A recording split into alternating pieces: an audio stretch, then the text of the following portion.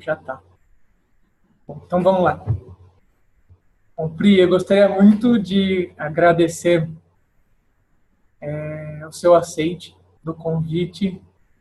Você é a primeira brasileira falando. Acho que isso vai se tornar muito mais acessível para as pessoas que acompanham a gente. E, bom, se apresenta um pouquinho, fala um pouquinho sobre você antes da gente começar a entrevista. Bom, eu agradeço o convite. É um prazer estar conversando com você hoje. A gente já se conhece há um tempinho e tenho um super carinho por você. Bom, talvez eu possa começar me apresentando dizendo como eu conheci a FAP. Sim, pode ser. Perfeito. Eu tinha acabado de voltar para o Brasil, eu estudei fora, né, durante um tempo, 5 anos fora, e aí eu estava fazendo a minha especialização em cognitivo-comportamental. Então foi naquele momento que eu conheci a FAP e eu andava tendo umas dificuldades com alguns clientes, né, emperrada com alguns atendimentos, e aí eu resolvi me aprofundar um pouco mais na FAP.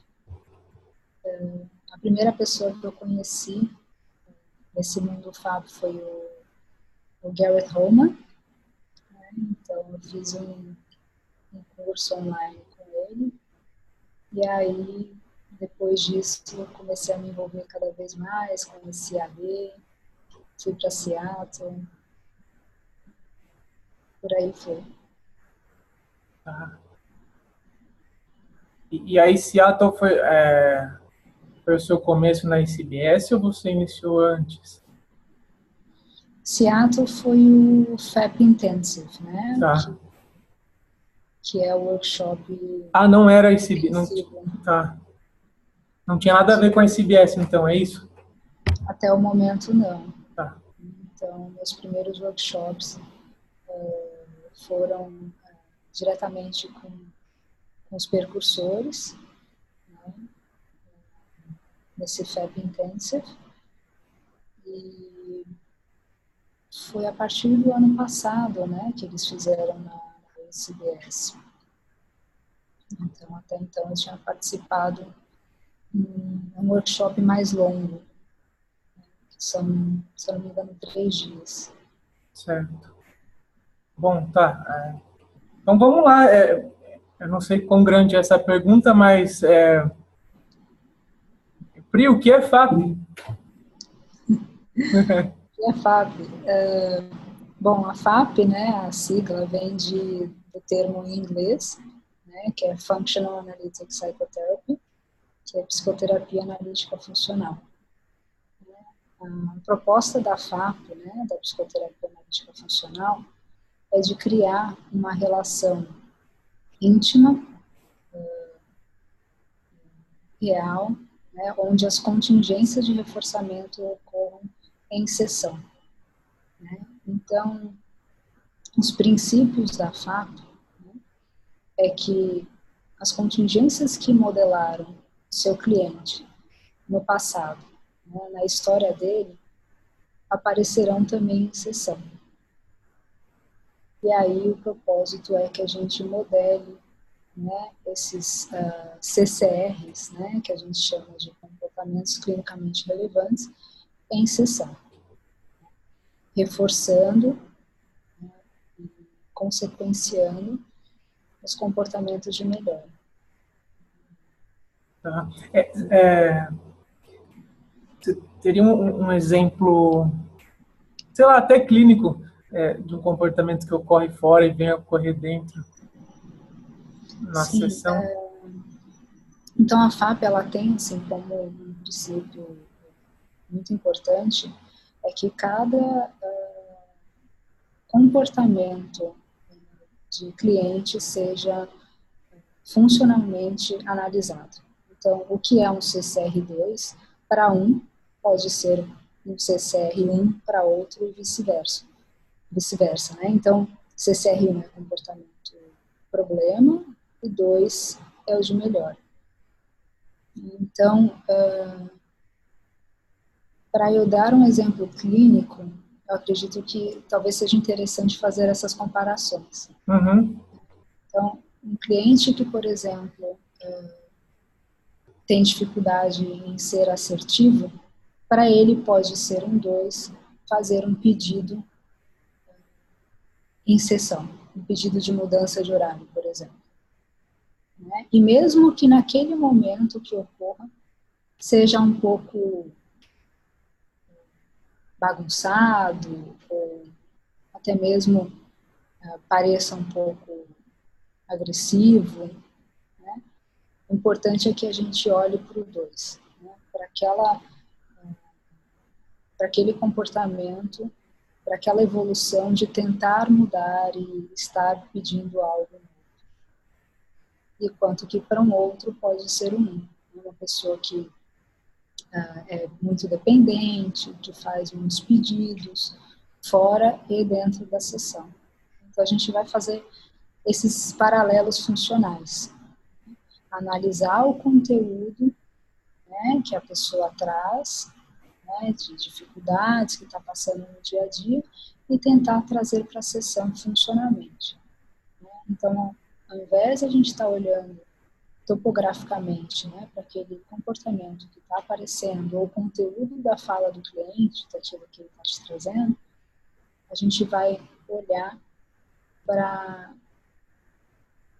por que aquele comportamento se mantém, né? Qual que é a função daquele comportamento para o cliente. Certo. Tá. Como eu sou novato, em fato, eu tenho vontade de perguntar um monte de coisa por risco de sair da sequência que eu montei aqui. Vou tentar não fazer isso. Mas, de repente, pode ser fluir. Tá, então estou liberado para fazer perguntas. Sim. Tudo bem. Eu escutei, pô, eu nunca frequentei um workshop de FEP e talvez esse ano eu faça um de 2 dias. E eu escuto bastante esses termos que vocês chamam de intermediários. Na ACT a gente também tem os intermediários e eu vi que na FEP vocês também têm. Gostaria que você falasse um pouquinho sobre esses termos intermediários, é o modelo ACL, né? Uhum. Sim. Então, a FAP, né, o primeiro livro da FAP, ela apresentou as 5 regras, né, que orientam a FAP. E aí, no segundo livro, né, com uma tentativa e uma vontade de aproximar aquilo que era dito em teoria, né, aproximar mais da prática clínica e tornar a FAP mais acessível, foram criados os termos intermediários, né, que é consciência, coragem e amor. Por trás disso existe, sim, né, uma teoria behaviorista. Né? Então, as regras, elas permanecem, mas facilita, né, para pessoas que não têm, talvez, um contato, um aprendizado comportamental, behaviorista, né, a poder utilizar na clínica e a conduzir de maneira mais fluida, né, as sessões. Mas as descrições, né, são descrições mais topográficas, né, no segundo livro, né, Consciência, Coragem e Amor, mas que tem, sim, uma operacionalização por trás. Então, regra 1, consciência, né, que é observar os CCRs ocorrendo. Regra 2, evocar, né, que é a coragem do terapeuta para evocar em sessão. Né? Regra 3, consequenciar. Né? Amor. 4, observar o efeito, né, da sua intervenção. E 5, analisar e generalizar. Uhum. Certo. Tá. Ok, minha mente voltou um pouco lá atrás, quando você falou dos CCRs, né? Eu espero não estar deixando a entrevista toda encaminholada, mas eu fiquei pensando assim, por exemplo, é possível observar, se a gente fosse avaliar esses CCRs aqui enquanto eu faço a entrevista com você, e você sabe que eu sou bastante tímido, você focaria em reforçar diferencialmente essa coisa de eu estar perguntando? Como seria se a gente estivesse fazendo uma sessão aqui? Bom, por te conhecer, né, um pouco, eu acredito que eu acabei fazendo isso naturalmente, que quando você perguntou para mim, né, eu posso mudar um pouco o foco da sessão? Imagino que isso tenha sido um dois seu. Aham. Né? E Então, foi. ser corajoso para pedir fazer algo diferente, sair um pouco, né?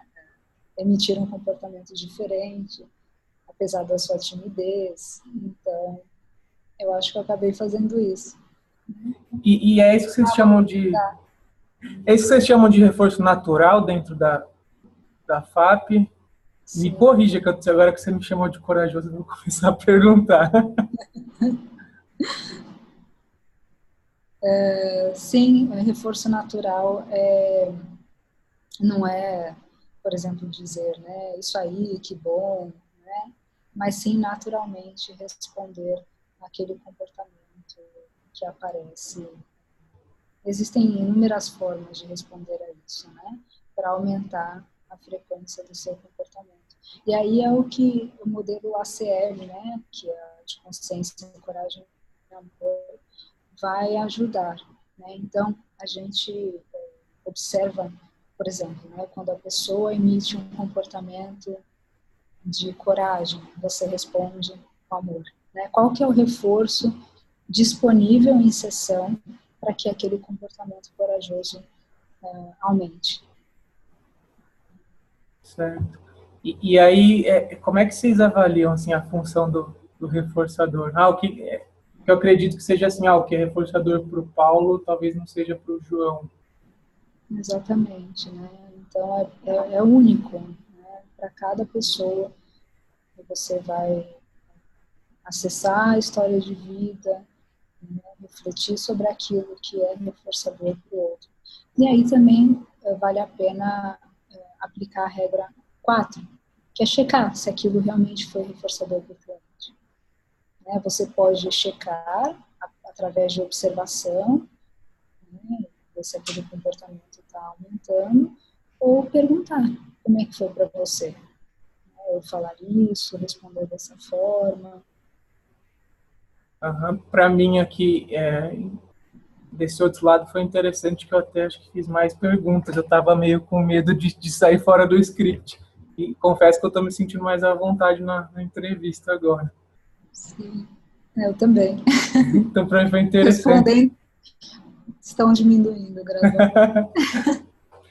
Tá, e Pri, qual a importância de conhecer as bases que orientam a FAP? Bom, a gente trabalha, né, com a parte teórica e prática, né? E uma não desfaz a outra. Então, é muito importante saber como aplicar e saber o que aplicar. É importante porque, né, em dada sessão, se você não tem a base teórica e prática, você não vai saber exatamente o que é seu e o que é do cliente. Você pode reforçar por exemplo.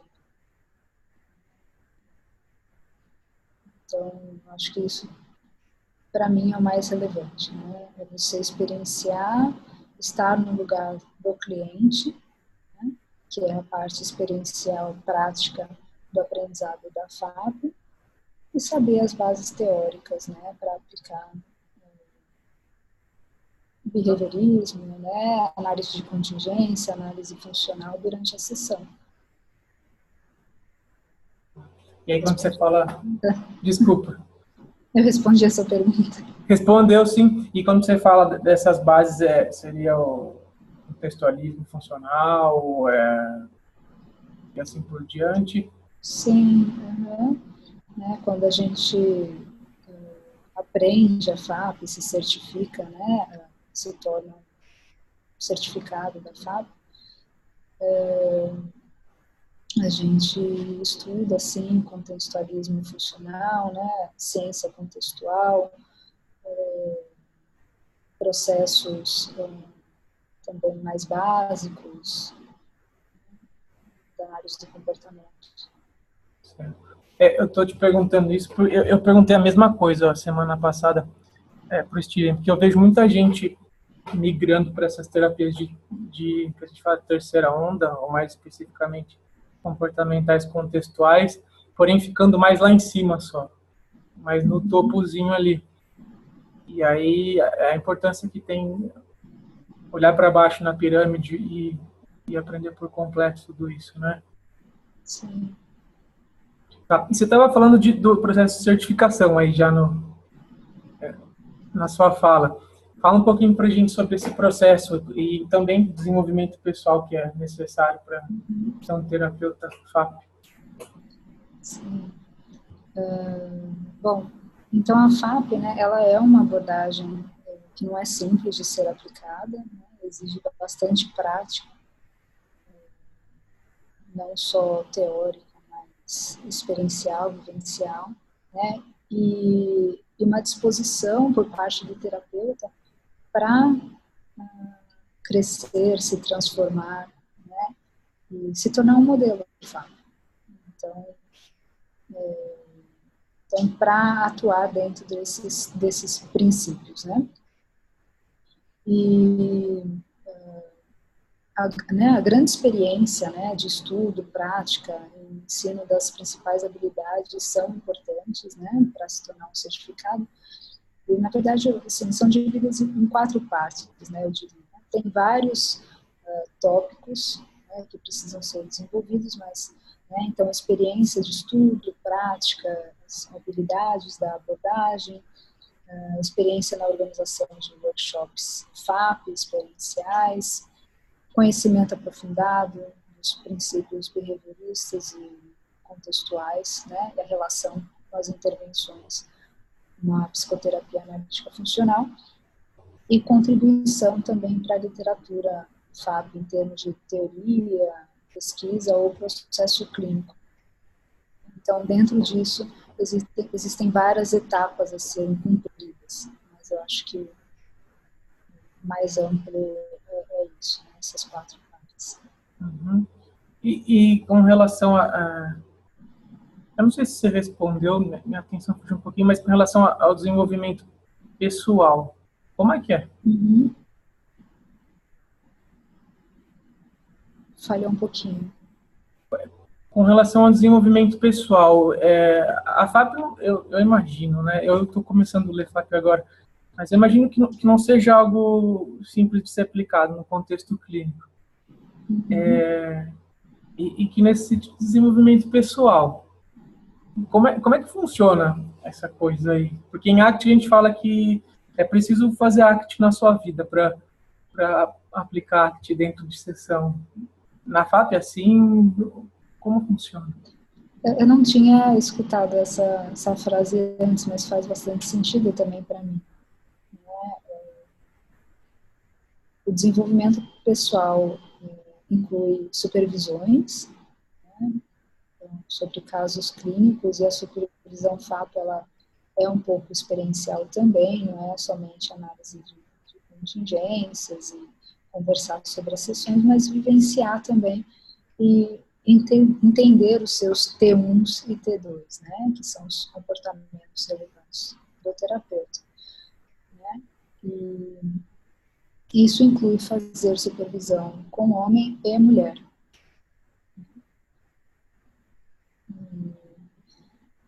Terapia, né, os workshops, tudo isso, né, tudo isso ajuda na evolução e autoconhecimento. E teve algo que me chamou a atenção, fazer supervisão com homem e com mulher. O que vocês buscam com... O que a gente entende é que respostas diferentes podem acontecer, né? Podem aparecer, né?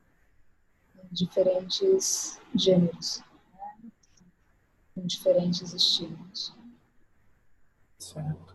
Para mim faz muito sentido. Aham. Para mim agora faz também. E você falou um pouquinho disso, né? Do como a FAP entrou na sua vida.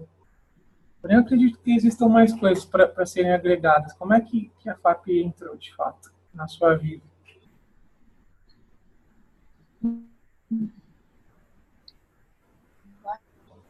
Acho que entrou inicialmente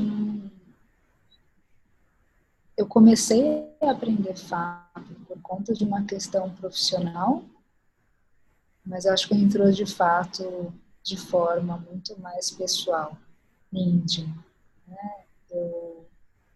Eu mudei muito desde que eu comecei a aprender FAP, então estudar. Então acho que isso chamou muito a minha atenção. Não tem como viver sem. Aham. Certo.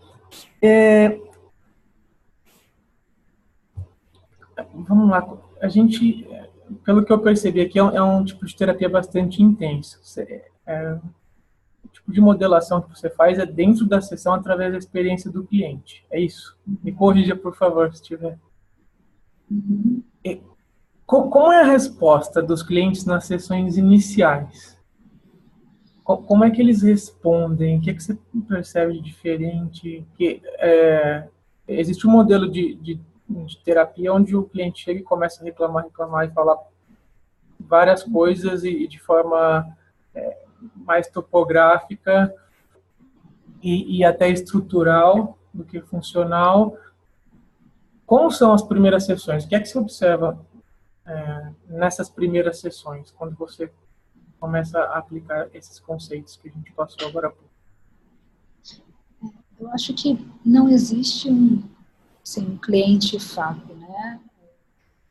Mas tem pessoas que aderem mais e talvez não esteja nem somente, a gente não pode definir isso somente através da experiência FAP, né?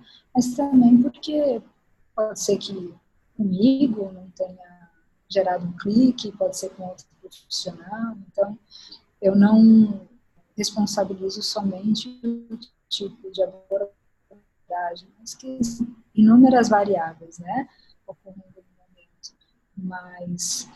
Mas eu acho que normalmente a aderência é muito, muito positiva, as pessoas costuma agradar bastante o cliente, poder discutir aquilo que está ocorrendo no momento, observar, né, o comportamento ocorrendo de novo comigo, lidando de uma outra maneira. Então, eu acho bem pensadora, assim. Eu perdi essa última parte, deu uma travadinha. Você pode...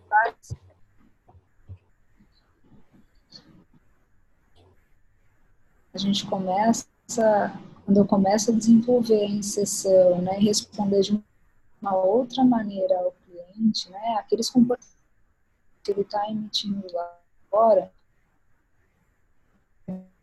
sabe,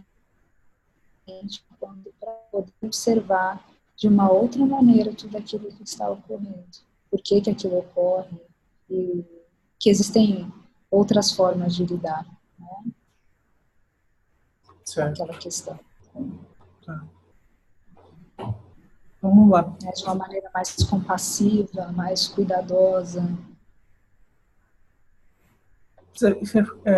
Durante a entrevista, você foi falando sobre alguns termos, CCR1, CCR2, T1, T2. Você poderia falar um pouco mais sobre esses termos, até para... Essa é uma dúvida minha mesmo, para eu poder conhecer um pouco mais. E se vocês usam outros termos além desses durante a sessão?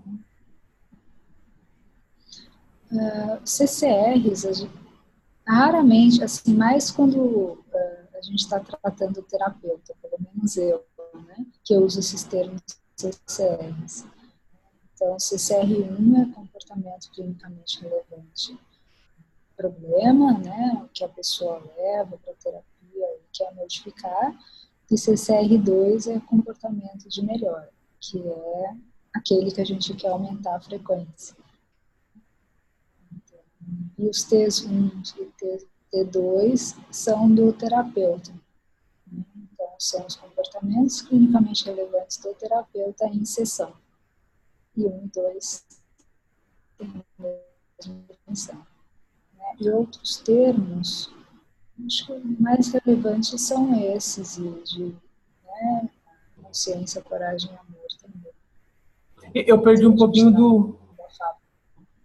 Desculpa, Pri, eu perdi um pouquinho do T2, deu uma pequena travadinha na hora do T2, enquanto você falava. T1 e T2 são os comportamentos clinicamente relevantes do terapeuta em sessão.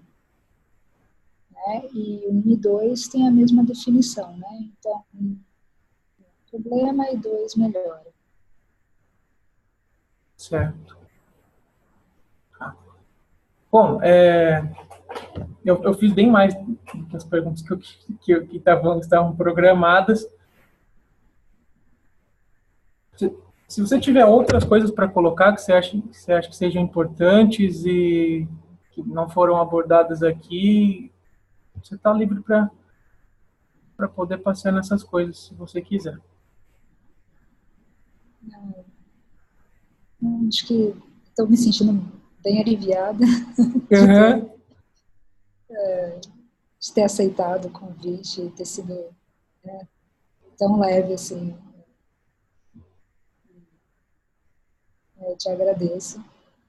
Conduzir de uma forma bem dinâmica e flexível. Eu fico contente. Eu confesso que antes de você reforçar o meu comportamento clinicamente relevante de melhora, eu estava um pouquinho mais travado. E aí foi interessante que, ao mesmo tempo que isso me destravou para poder fazer outras perguntas, as coisas começaram a fluir melhor. Como um terapeuta FAP vê isso que eu estou dizendo? Bom, eu espero que você consiga generalizar para outros ambientes. E continue buscando, né, essa autenticidade, fazendo apesar do medo e vergonha.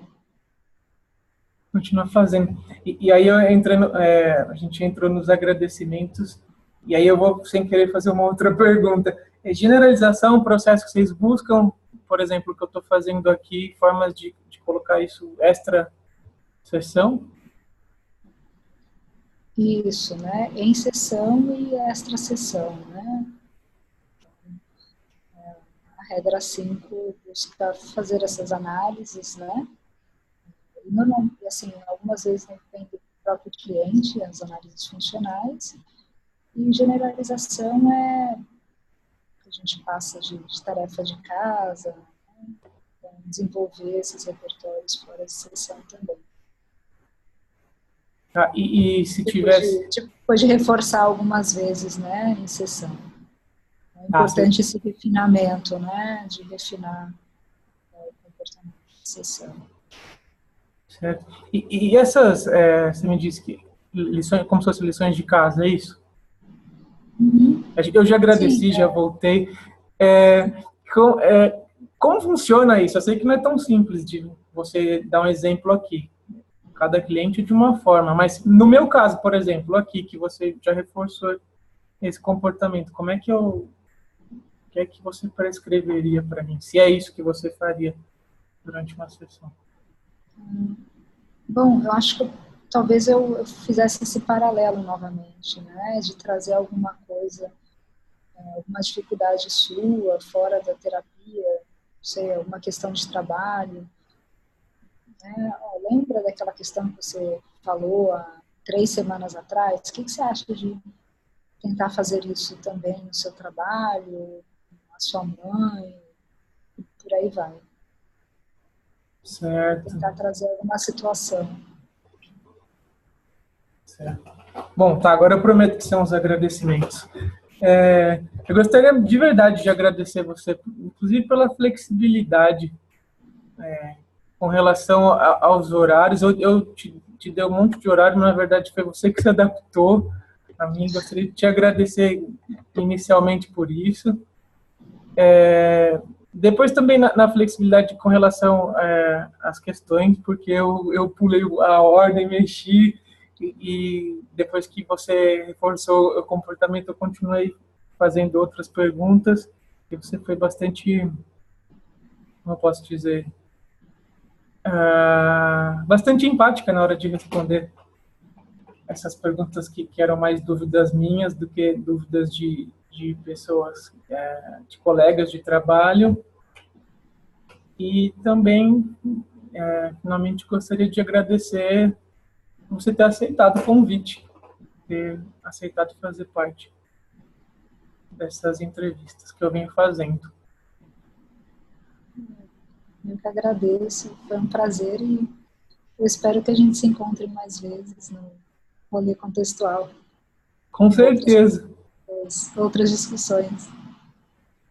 Com certeza, já geram várias ideias. Quem sabe a gente não começa a fazer uma mescla de NFT, Artefact, quem sabe não sai alguma coisa Sim. nova. Com certeza. Então tá bom, eu agradeço muito pela sua presença durante a entrevista.